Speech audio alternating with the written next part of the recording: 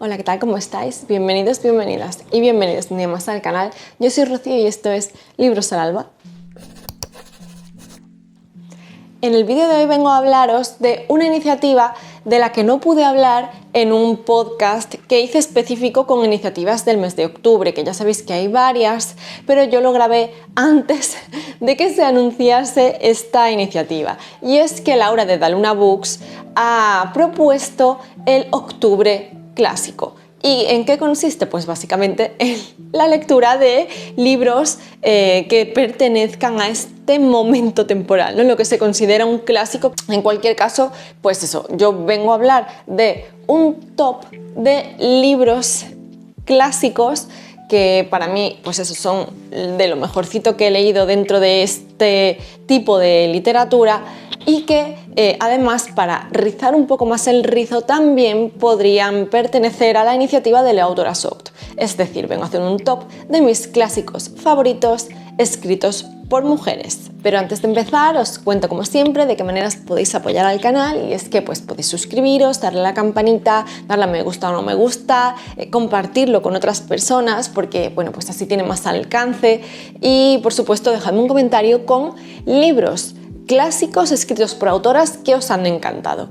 Y bueno, pues también os dejo mis redes sociales por si les queréis echar un vistazo, el enlace al grupo general del club de lectura de Una Fantasía de Club por si queréis uniros a leer literatura de género, y también el enlace al nuevo Patreon por si os apetece ver qué contenido extra ofrezco por allí y podéis y os apetece pues aportar un poquito de esa manera. Y ahora ya sí, no me enrollo más y comenzamos. He dicho que esto iba a ser un top, pero es mentira, no tiene ningún orden, ¿vale? O sea, simplemente es pues un listado de mis clásicos favoritos escritos por autoras, pero no van por orden del que más me gusta al que menos, ni del que menos al que más, ni nada parecido, porque ya ha sido muy difícil acotar un poco mis favoritos a estos, como para encima darles un orden, porque además yo en un inicio quería hacer como una selección de 5 clásicos favoritos. Ha sido imposible, y son 5 más 2, ¿vale? Entonces, pues eso, voy a empezar y lo voy a hacer con Elizabeth Gaskell y su Norte y Sur. Yo he leído de Elizabeth Gaskell esta obra un poco más extensa y luego un montón de obras más cortitas.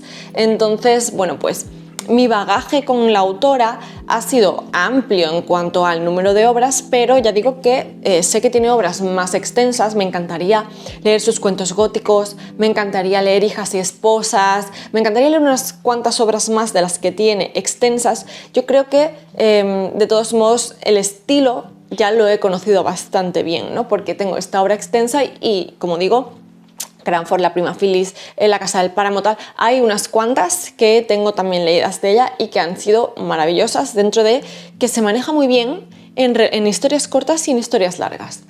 Es un estilo muy elegante, un estilo, quizás tienen también un halo como de moralina por encima sus obras, pero aún así me parece, como digo, que no es algo que sea demasiado redundante en sus obras. O sea, no te hace ver todo el tiempo esa moral detrás, sino, bueno, tú la vas viendo, pero es que también es dentro del contexto de la época, ¿no? Pero bueno, dentro de estas obras que he leído, como digo, mi favorita es Norte y Sur. Creo que es una obra muy conocida por todo el mundo. Aquí tenemos una obra de contrastes. Tenemos a nuestra protagonista que vive con su familia en el sur. Su padre pues es una persona religiosa, tiene una crisis de fe por determinadas razones y esto le empuja a abandonar este lugar en el que vive en el sur, más en la campiña, en un entorno más bucólico, más tranquilo, más en la naturaleza, pues eso, con su entorno social habitual, convenciones sociales de visitas entre unos y otros, pues un poco más bucólico, todo más pausado y como de conocer mucho a todo tu entorno, ¿no? Y pues eso, por determinadas razones el padre decide abandonar esta zona y trasladarse al norte. Y resulta que, claro, en el norte estamos en pleno apogeo de la revolución industrial. Es muy grande el contraste, ¿no?, que hay con respecto al sur, porque tenemos ya todo el tema de implantación de fábricas, de todos los trabajadores que prácticamente no tenían ningún derecho y estaban pues 100% explotados. viviendo pues con una infravivienda, viviendo en situación de una contaminación tremenda, con muchísima densidad de población, pues eso, unas condiciones tanto laborales como de vivienda como sociales bastante complicadas. Y claro, es un contraste muy grande el que sufre nuestra protagonista entre su vida tan pausada y tan reposada y ese norte, ¿no?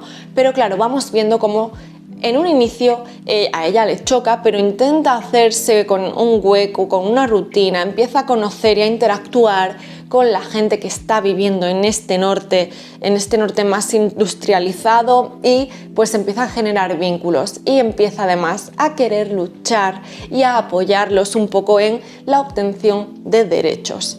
En estas también pues resulta conocer a esta persona a la que también su padre va a estar dando un poco clases y tal, un poco rollo filosofía, rollo moral, todo esto, ¿no? Este diálogo, ¿no? Y es el propietario de una de estas fábricas, y pues van a estar surgiendo roces, surgiendo choques por la diferente perspectiva que tienen, porque Margaret al final está intentando también pues eso, luchar por derechos, porque las personas trabajadoras obtengan derechos y por cuidar de ellos un poco, y pues vemos cómo se ve un poco arrastrada por todo esto, ¿no? Y cómo va eso, haciéndose un hueco, y cómo va viendo que quizás lo malo no era tan malo, lo bueno no era tan bueno, y cómo va encontrando el equilibrio, ¿no? Y cómo va pues haciéndose un hueco. Esta persona, además, este dueño de esta fábrica, no es una persona que tuviese dinero de por sí, sino que es una persona hecha a sí misma y ha trabajado mucho para llegar a donde está. Entonces pues vamos viendo un poco cómo también surgen los roces, porque Margaret ha tenido la vida acomodada y fácil desde el inicio. Te describe muy bien pues este periodo, como digo, de la revolución industrial, todo este periodo de ambientación gris, de ambientación sucia, de ambientación en la que pues eso, las personas estaban escasas de recursos, de derechos y de todo, ¿no?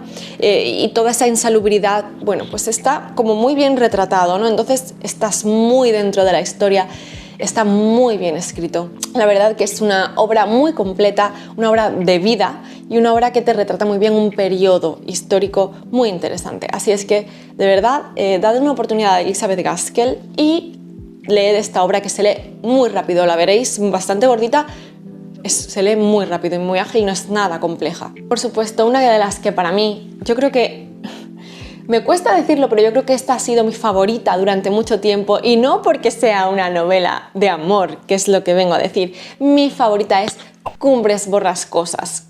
Es que tengo esas dudas, ¿no? Pero dentro de las hermanas Bronte, yo creo que Emily era la más visceral, era muy intensa, y como digo, esta obra te la vendían en un inicio como una novela de amor, y no es en absoluto una novela de amor.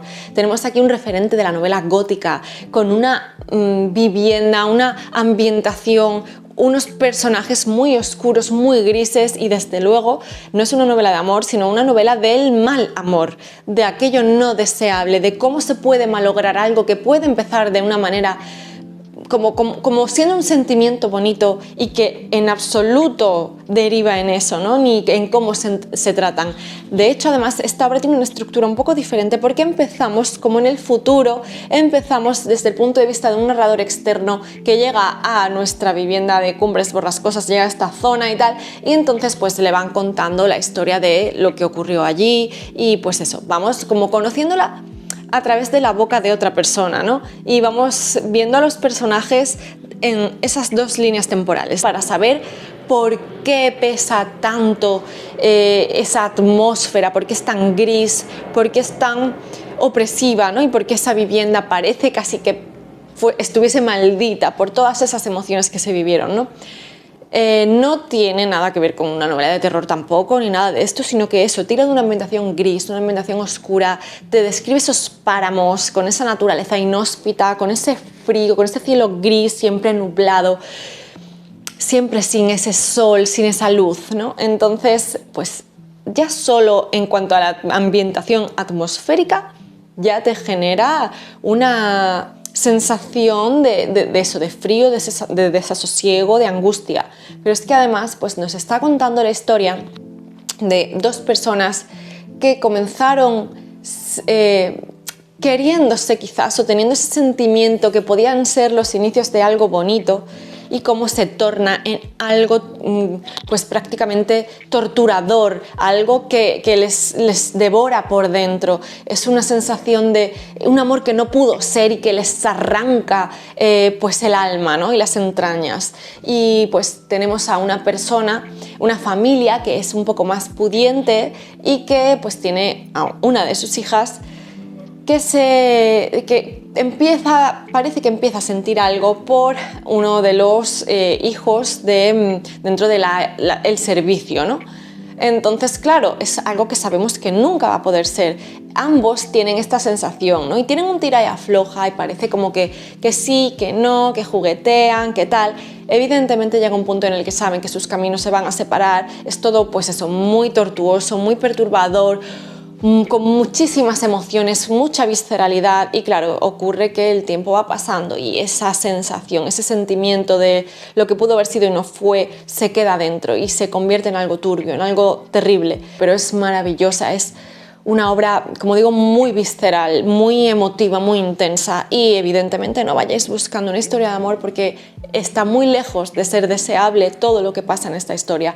El estilo de Emily es, como digo, eso, muy intenso, muy visceral. Quizás no sea el más correcto o quizás no sea el más pautado en cuanto a cómo se debe contar una historia, porque como digo, te va dando saltos aquí y allá, pero para mí es muy conveniente este caos dentro de la propia narración, porque te centra mucho, o sea, no te centra, sino que te vuelve más caótica todavía todo lo que realmente fue la existencia de nuestros protagonistas, y me parece muy efectiva esta manera de contarlo. Así que una obra maravillosa, una obra con muchos matices, con muchas emociones, y casi ninguna de ellas positiva. No vayáis tampoco buscando personajes que te caigan bien, no vas a poder empatizar, no vas a poder conectar, ninguno va a caerte bien así de primeras, sino que es más de mostrarte sentimientos y emociones muy humanas, ¿no? También. Así que una obra maravillosa. Las hermanas Bronte son increíbles todas. Estas tres hermanas eran un prodigio, y Emily para mí en particular es mi favorita. No puedo dejar de mencionar aquí a otra de estas autoras que para mí fue descubrimiento tremendo, y es Willa Cather. Y en este caso yo tengo que mencionar Pioneros.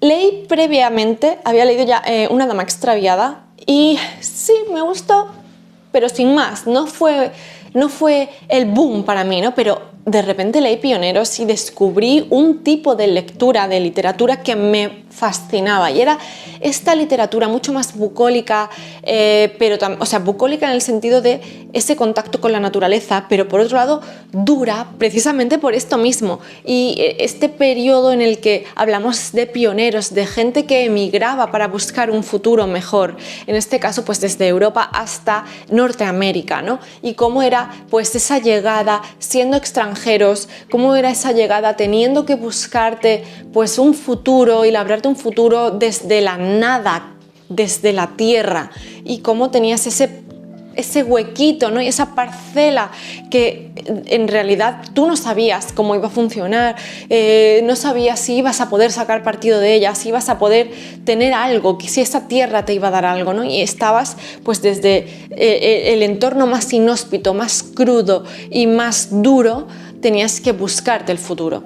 Y es una ambientación que a mí me fascinó, porque ibas creciendo, ibas como vinculándote con esa tierra a la vez que lo hacía esta familia, ¿no? Y bueno, pues al final era eso, una familia que tiene varios hijos y una hija, y que va teniendo que vivir esa dureza y esa crudeza, esa lucha contra los elementos, ¿no? Y por intentar encontrar de qué manera hacer crecer y hacer prosperar a esa familia, esas tierras y todo esto, ¿no? Entonces, un padre que luchó muchísimo y que veía que más allá a las siguientes generaciones tampoco iba a ser la cosa mucho más fácil. Entonces pues encontramos cómo ve en su hija esa chispa, esa manera de trabajar, ese carácter fuerte que iba a hacer que todas esas tierras salieran adelante, ¿no? Entonces vemos cómo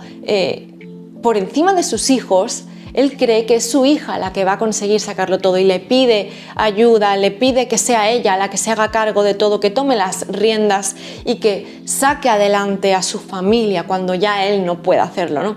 Entonces vemos también a una mujer, una niña dura, una niña fuerte, una niña que conforme va creciendo como recuerda esas palabras de su padre, se hace cargo de todo y sale adelante en un mundo de hombres, poniendo por delante esa prosperidad de su familia por encima de su beneficio personal o por encima de su vida sentimental, ¿no? Y nunca se preocupa de lo que va a ser de ella o de qué tipo de vida va a llevar o cuáles son sus emociones, porque su preocupación es sacar adelante aquel proyecto de vida que le cedió su padre, ¿no? Todo esto en una obra extremadamente corta, pero es maravillosa. Descripciones que yo tenía señalados párrafos completos solo de descripciones que eran totalmente envolventes, totalmente, me hacen sentir frío ahora, o sea, era maravilloso y tan poético, tan bucólico, tenían hasta un toque casi onírico porque parecían un sueño de lo que te contaba, ¿no? Y de cómo te lo iba describiendo todo. Es maravilloso. Willa Cather hizo magia con este libro. Tiene como una... No son saga porque no tienen que ver unos con otros, pero sí como novelas que se acompañan. Es esta, El canto de la alondra y Mi Antonia. Yo leí Mi Antonia también y tengo El canto de la alondra pendiente. De verdad que tengo muchas ganas. He seguido leyendo otro tipo de libros, Mi enemigo mortal, por ejemplo, me viene a la cabeza, y alguno más de la autora, pero pioneros y Mi Antonia, esta serie, de verdad, pura magia. Otra de esas autoras que fue un descubrimiento maravilloso para mí y que de hecho yo no la descubrí yo la descubrí con sus novelas menores, ¿no? Las que se consideran novelas un poco menos influyentes, ¿no? Pero bueno, he ido increciendo con ella, ya me encantó desde la primera, y se trata de Edith Wharton. Y yo es que de esta autora comencé leyendo La solterona, leí también Santuario, que se consideran novelas pues quizás menores, no tan grandes como otras, ¿no? He leído Ethan Frome, por ejemplo, que ya es también una novela maravillosa, un poco diferente a las demás, ¿no? Pero tengo que recomendar La casa de la alegría. Novelón increíble. Esta autora era experta en retratar la sociedad neoyorquina de inicios del siglo XX y es la sociedad a la que ella misma pertenecía, pero es a la que criticaba en estas obras. Hace como una sátira muy elegante, muy discreta, pero muy acertada, muy incisiva en según qué cosas. Te iba retratando, pues, sobre todo el papel de la mujer en la sociedad, ¿no? Y cómo tenía que guardar unas apariencias y tenía que comportarse de determinada manera, y de ella se esperaba pues que estuviese siempre un pasito por detrás, que para poder prosperar la única manera que tenía de hacerlo era con un buen matrimonio. Bueno, esto es todo, ya sabéis, ¿no? Cómo es. Pero luego, por otro lado, si pretende hacer algo que como sacar los pies del tiesto un poco y hacer alguna cosa indecorosa, estás señalada para toda tu vida. Entonces es como tenías que guardar esas apariencias, comportarte de determinada manera y intentar escalar si podías, porque claro, la cuestión es que dependiendo de tu estrato social ibas a poder conseguir un mejor matrimonio o no. Entonces, pues ya sabéis, el papel de la mujer era el que era. Y en este caso tenemos a una mujer que además pertenece de segundas, digamos, a un entorno social quizás un poco más elevado, pero no por ella misma, sino porque con quien convive, que es con una de sus tías, pues sí que se mueve en un entorno determinado, ¿no? ¿Qué ocurre? Que ella, pues eso, quiere ir prosperando y se mueve en esos círculos, pero quizás hace alguna cosita que pueda ser reprochable para intentar adquirir su propia fortuna y no depender de su tía. Entonces, pues claro, va habiendo comentarios, dimes y diretes sobre ella, y esa misma sociedad que puede encumbrarte puede hundirte en la miseria, y entonces puede hacer que todo aquello que tú quieras hacer por prosperar se vea pues coartado, ¿no? También vemos aquí cierto toque de visceralidad en el sentido de cómo a veces nos dejamos llevar un poco por las emociones en un momento dado y tenemos que llegar a reprimirlas y a controlarlas, y tomamos decisiones pues en favor o en detrimento de esas emociones o de ese bienestar. El poder económico era algo fundamental en este caso, y claro, pues tenemos que tomar la decisión de qué prevalece aquí, y quizás sea demasiado tarde cuando elegimos una cosa o elegimos la otra, ¿no?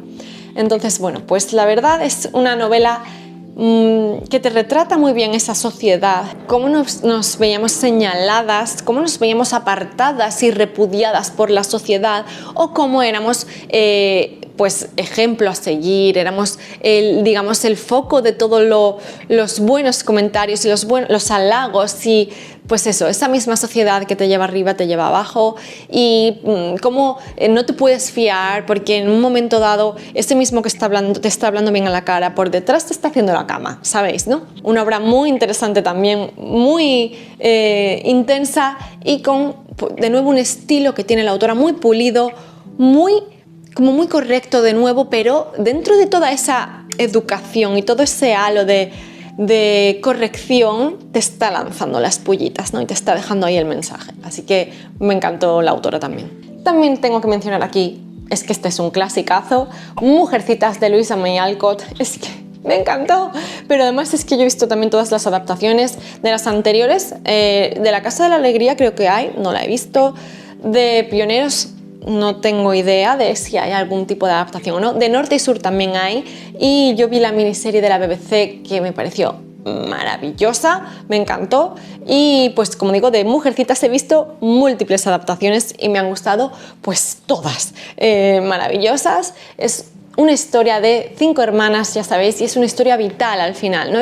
Las seguimos a lo largo de un periodo de su vida y vamos acompañándolas. Estamos además pues en un periodo de guerras, un periodo muy convulso, entonces estas niñas crecen alejadas un poco de la figura del padre, que en un momento tiene que partir, como digo, a la guerra. Entonces están con su madre y con el servicio de la casa, ¿no? Además, pues por lo que sea, están sufriendo también precisamente las consecuencias de la guerra, y tienen pues habían sido un poco más pudientes, y entonces están viviendo una época en la que ya escasean los medios económicos, ¿no? Entonces llega el nieto de su vecino, llega también a la casa cercana, y vamos viendo un poco pues cómo es la relación de todos ellos. Es una novela de coming of age, de cómo van todas creciendo, de esa relación entre hermanas. Hay las que te caen mejor, hay las que te caen peor, luego la relación con su madre. Es una novela un poco de vida, ¿no? Pero además también tenemos aquí personajes, pues eso, más quizás lo que encajaba dentro del estereotipo de la mujer de la época, y luego tenemos a Jo, que es una de las hermanas, es la segunda, y es un espíritu libre. Ella es de las que a mí me recuerda mucho a Elizabeth Bennet en Orgullo y Prejuicio. Es de las que leen, quieren aprender, prefieren ir corriendo por el campo manchadas y con el pelo suelto y despeinadas y sucias, a ser la típica señorita súper correcta dentro de los estándares. Y además es una persona muy creativa, siempre está escribiendo, está pues componiendo algo, escribiendo una obra de teatro para pues representarla con sus hermanas. Es una mujer maravillosa, de espíritu salvaje, ¿no? Y entonces se sale un poco de los cánones de la época, y claro, pues eso acarrea consecuencias dentro de su vida, ¿no? Pues lo típico, que te va a costar encontrar un marido, te va a costar encajar en la sociedad, vas a estar más señalada, vas a tener que buscarte la vida de otra manera, ¿no? Entonces pues vamos viendo cómo es ella, cómo se relaciona con sus hermanas, los choques que hay entre ellas, el amor que hay entre ellas, y la verdad es que es una obra maravillosa, de nuevo muy atmosférica. Aquí sí que encontramos pasajes quizás un poco más moralizantes, porque tenemos aquí pues eso del papel de la mujer, de cómo tienes que comportarte, cómo la madre les decía, es que si haces esto es como vas a ir mejor, es que tienes que ser de tal manera. Entonces tenemos ciertos pasajes en los que sí se cuenta un poco, pues eso, podemos encontrar ese carácter moralizador de la obra, ¿no? Pero es que además, en realidad, esta es una obra que la autora no quería escribir, o al menos no quería escribir así, y es que fue una obra que le obligaron a escribir para que pudiera también hacer ese otro tipo de obras que le gustaban más a ella y claro, pues al final tuvo que representar el papel de la mujer de una determinada manera por orden de su editor. Entonces, pues sí que tenemos esos pasajes, como digo, de qué es lo que debe ser una mujer, de cómo se debe comportar y un poco pues eso, tenemos ese halo por encima, pero bueno, al final tenemos ese trasfondo del personaje de Joe que te equilibra un poco todo esto y vamos viendo un poco hacia dónde va su vida, ¿no? Me pareció maravillosa y está muy bien escrito también. Es que todos estos libros están escritos de una manera maravillosa. Este vídeo va a ser muy largo, me enrollo mucho, pero no podía dejar de mencionar estas obras que me quedan y una es Ana de Tejas Verdes de Lucy Maud Montgomery. De nuevo tenemos esta historia que no voy a decir más porque ya sabéis que he sido muy pesada con ella, una niña huérfana que por error es adoptada por dos hermanos que buscaban a un niño para que les ayudase en su granja y con las tareas más físicas que ya ellos no pueden hacer.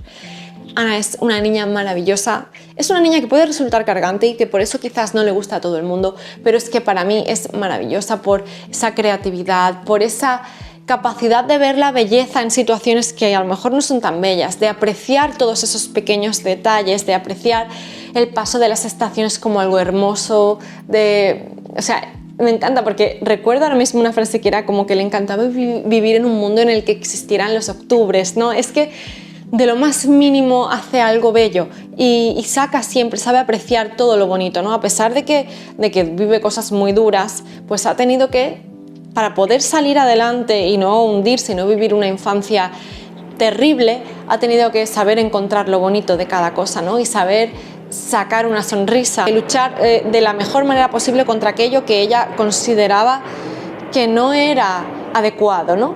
O que no era justo. Y entonces vamos viendo pues su historia de crecimiento, su historia de encontrar una familia, cómo pues eso va relacionándose con el entorno, los malos entendidos y porque ella es una niña de nuevo con un espíritu como muy aventurero y muy salvaje y quizás no tiene filtros según en qué momentos y eso le acarrea pues determinados problemas, ¿no? En algún momento, ¿no? Pero bueno, cómo va saliendo adelante y esta es la primera obra, Ana de Tejas Verdes, no sé si son 7 u 8 y vamos acompañándola a lo largo de toda su vida. Yo he visto la serie de Netflix, evidentemente, pero ya había visto previamente otra adaptación que también tenía como, no sé si eran como películas, ¿no? Y vamos acompañándola y esta sí que llega hasta bastante avanzada su vida. La serie de Netflix fue cancelada en un momento como muy intermedio todavía, ¿no?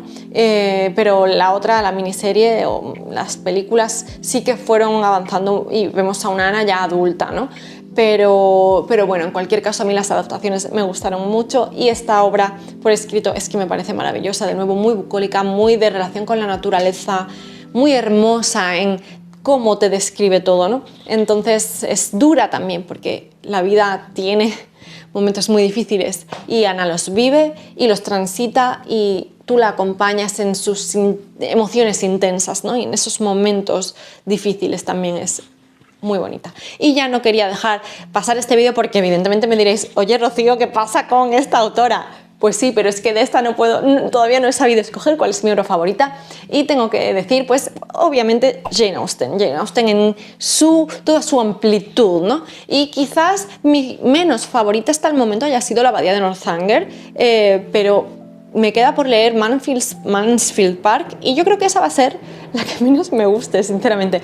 Pero es que luego, si tengo que ponerme a escoger entre Orgullo y Prejuicio, Sentido y Sensibilidad, Emma y Persuasión, no sabría decir. He visto adaptaciones de todas ellas. Por eso digo que me parece que Mansfield Park va a ser mi menos favorita. Pero en cualquier caso, la cosa está intensa entre las otras, así es que no me vais a hacer escoger entre mi favorita, o sea, cuál es mi favorita de entre todas ellas, ¿verdad que no?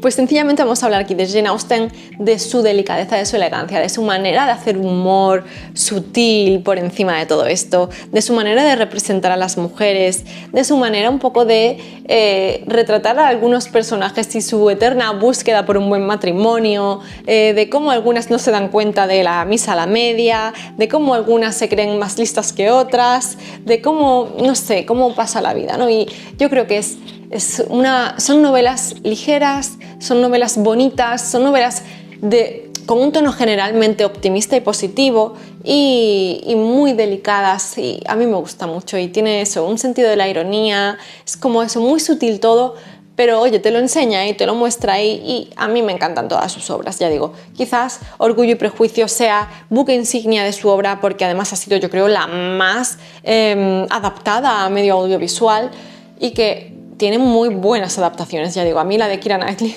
es que cómo está tratada la iluminación, los sonidos, la banda sonora o la ausencia de sonidos a veces, ya digo, me parece arte, una obra de arte. Pero bueno, no sé, el personaje de Lizzie Bennet, que de nuevo me pasa como con Joan, es una mujer que quiere salirse de los cánones y quiere no hacer las cosas como se establecen porque el matrimonio sea por conveniencia, porque ella quiere sentir, ella es una persona intensa, visceral, ella quiere sentir amor, ella quiere sentir la magnitud de sus emociones y que sus decisiones vengan determinadas por esto, no por conveniencia, no por estándares sociales. Entonces, de nuevo, me parece un personaje maravilloso con un espíritu salvaje y libre, ¿no? Y quizás en ese sentido, Orgullo y Prejuicio siempre va a tirar un poquito más de mí. Pero bueno, no sé, Jane Austen es maravillosa y también hay que leerla. Y hasta aquí mis clásicos favoritos escritos por autoras buque insignia, autoras referencia.